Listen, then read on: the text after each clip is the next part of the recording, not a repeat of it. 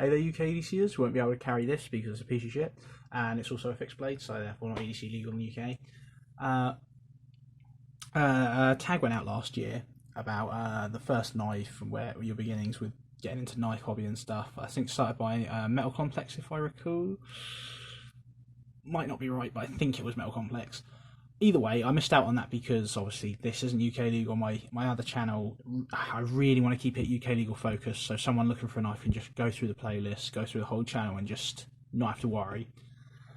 So I thought I'll do this second channel so I can segregate it, and then people that are still interested in hearing me drone on about fixed blades and locking folders and things like that, knowing that I don't use them as much as, say, Paddy or Eric, or someone that actually does stuff outside of just mucking around with them, or like Dutch bushcraft knives or something like that.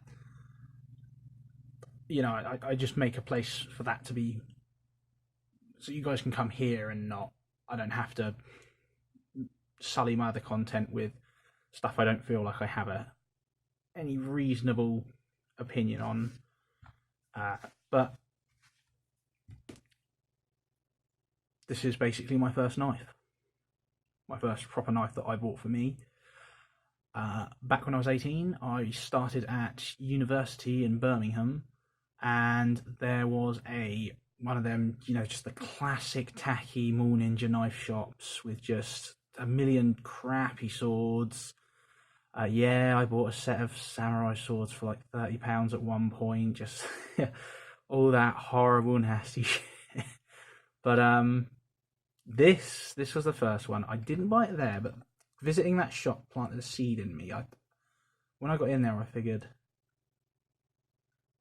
hey, I could just get one of these. I don't have to sneak it into my parents' house or anything and have them be like, what the hell is that? Or I can take this back to my uni dorm and no one's going to say a thing, and I can just wave this around in my flat and whatever. So I was looking around that shop. I don't think I had enough money to buy anything then, really. But incidentally, I overheard the owner, I think, talking to a customer about cold steel and about Lynn Thompson stabbing car bonnets and stuff. And I remember asking him about, oh yeah, that sounds cool. That sounds like indestructible knife kind of thing. That's kind of what I'm looking for. Like, what's the sort of price on them? And he was like, 120 to 200. I was like, nope, and I just left. And I could tell the guy was like, what the hell is that guy? He's hopeless. So like a couple of weeks after that, when I finally got some money through, because uni life and that lot, I went down to a horrible market thing with the crappiest selection of stuff, and I was just like, I've got money, I've got to get one. For £10 was this offering, and I didn't have any ID, and I wasn't sure if he was going to sell it to me, so I was like, I'll just get whatever, I'll just get that. And this is what I got. Now, this is one of those classic ones. Oh yes, look at it. Oh, it's so old and crappy, it's rusty. This was purchased in 2006, by the way, just before the VCRA came in. And, oh, good grief, look at it. That bottle opener, some useless serrations on the top. Like, I mean, you could maybe do something with that, but I never used them. That was all black, but I, for some reason, decided it looked better like this. Tactical, I guess. This is very obviously sort of oh yeah. Yeah, it's one of them. I've lost the kit. And yeah, look what the fuck.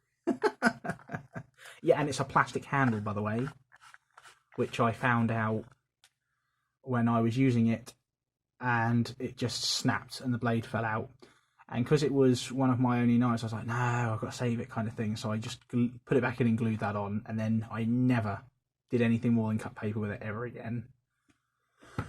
This is obviously sort of a piss take between a US Marine Corps fighting knife. This is one of the latest ones. I got a good story about this as well. This was sold to me as a Korean War knife, and I later found out that Ontario only started making these, I think, in the late 70s or something. Like, it was after the Korean War was like properly over, so I was like, cheers, mate.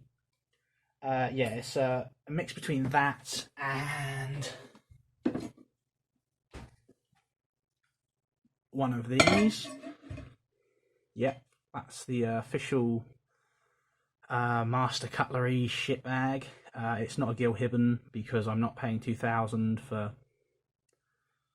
You know, you can get a much better you can get a much better knife for £2,000 than a Rambo replica. Yeah, this is just a display piece. I've never used this. I'd learnt my lesson by the time I bought this one to which ones were wall hangers and which ones were actually worth using. So this one's basically pristine. I mean, it still has that.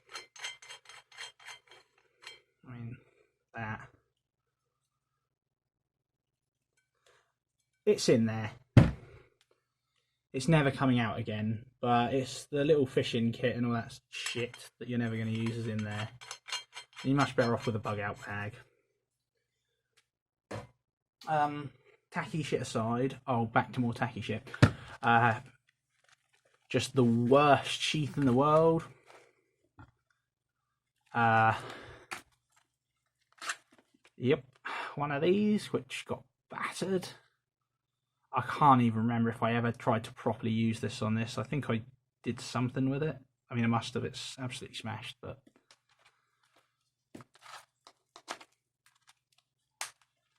the tip's broken off because, you know, that's like a rite of passage, breaking the tip off your knife.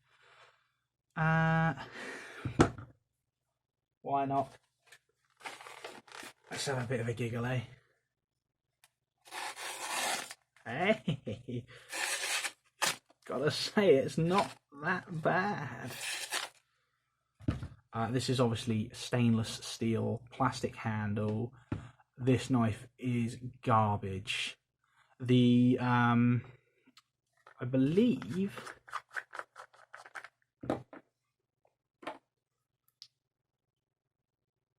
Yep, it's one of them. So...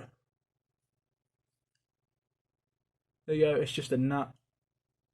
Just literally a nut holding that in.